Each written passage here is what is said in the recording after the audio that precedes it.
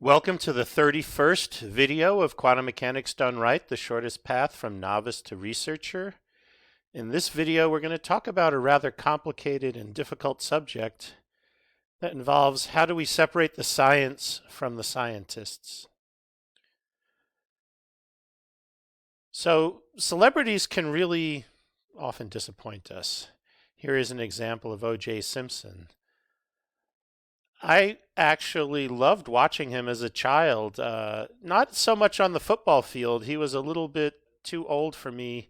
I wasn't really watching football so much while he was still playing, although I remember that a little bit. But I actually liked his acting. He was in a whole bunch of different kinds of TV series and made for TV movies and things like this. Here's a image of him from the TV series called Roots.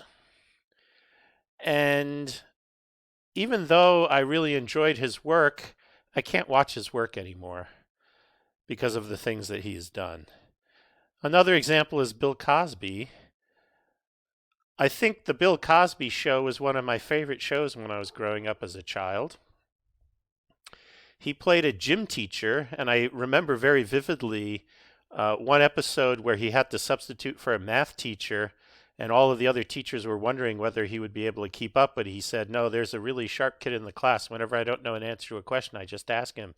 And there was some kind of a question that involved buying different kinds of candy at different prices. And even the smart kid couldn't figure that one out. So he actually goes to a candy store and tries to buy things at the prices that are in the book, which are different from what are in the candy store, to find out what the total amount was. It was really funny. And he just did really fun things. And then in the 1980s with The Cosby Show, he almost rewrote the way that we view comedies in the United States. And he was just fantastic. He could do no wrong. So I really just loved him as a young adult until, of course, we found out that he did a lot of things wrong. And now I can't even watch his work anymore either. And it's not just celebrities. There are presidents who are very disappointing. I think that one of the worst examples is Woodrow Wilson. In fact, much of the problems we have with race relations in the United States can stem from the things that he did during his term, and also all of the attacks on liberty and freedom that he did during World War I.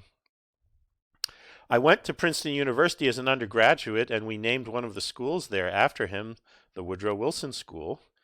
If you look at rankings, both liberals and conservatives rank Woodrow Wilson still in the top 10 of presidents. I'm really perplexed as to exactly why they do this. When I was in college, I was indoctrinated to love him. He had been the president of Princeton University and then moved into politics and ultimately became the president of the United States. And now all I can do is think of him as almost pure evil. And physicists are not exempt from this. And one of the most unfortunate circumstances of this is Erwin Schrödinger. We have recently learned that he was a pedophilia and a rapist, and that is just something that is completely and totally unacceptable. But unlike celebrities who we can choose not to watch their shows anymore, how do we get rid of the science that they did? Can we do that? And I think this is the real problem that we face. How do you do quantum mechanics without the Schrödinger equation? Well, you might say, I tried to do that, but then the person who invented the alternative method was Schrödinger. So you can't get away from this. We can't do quantum mechanics without his work. So we cannot separate the science from the person. So how do we deal with this? It would have been nice if we hadn't named so many things after these physicists who turn out to be fairly evil people. I mean, the list is a pretty long list. Newton apparently loved to watch people get executed who he found forging when he was working at the mint. You have people like Heisenberg and Jordan who were Nazis who collaborated with the Nazi government. Heisenberg even trying to make an atomic weapon for him. These are things that are very difficult to forget and difficult to honor in any way. And yet the science is something that often will get honored. How do we do that? Well, It's certainly true that diversity, equity, and inclusion is needed to advance science. When you only include a small group of people working on hard problems, you don't get as many ideas than when you include a much broader group. I think that pretty much all scientists believe that this is the case now, and all try very hard to make science more inclusive. In many respects, this entire quantum project that I've been engaged in is to make quantum mechanics more widely accessible than it currently is. But how do we include everyone when some scientists have been truly evil? How can we talk about the science and the scientists when they're just people who we would rather not talk about at all? I don't have a great answer to this question. I do know that it's very good to discuss these things, get them out into the open, and I would like to see in the comments what other people think about this. It is true that you can't get through a lot of the science without the things that these scientists have done. You can't do mechanics without Newton's laws. You can't do quantum mechanics without the work of Schrödinger. But we don't have to honor them in the same way that we might want to honor other people, and we have to find a way of separating the science that they did from the people behind the science. So I'm only giving you my personal viewpoint here. I have encountered in my career some truly evil scientists as well.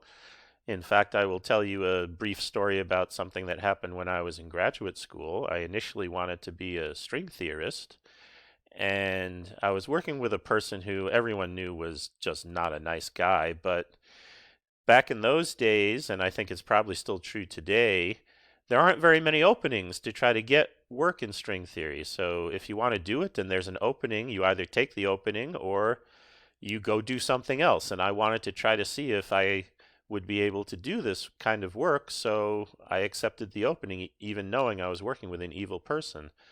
Well, it was bad, and I would say that during the time that I was working with him, I was groomed so that he could get more and more abusive to me, and it finally culminated in one night where he actually physically beat me up after we had a meeting.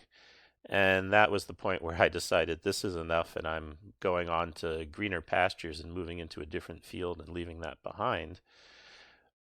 But I wasn't able to, during that period, this is the mid 1980s, I didn't feel like I was able to report him to the university or to the department or to the police. And he ended up getting away with what he did. I fortunately was able to get away from him and get beyond it. And it is really painful to see when people who are evil like this get away with the evil things that they do. And in some sense, I wish that I had been a little bit stronger and able to provide a way for him to pay for the kinds of things that he had done.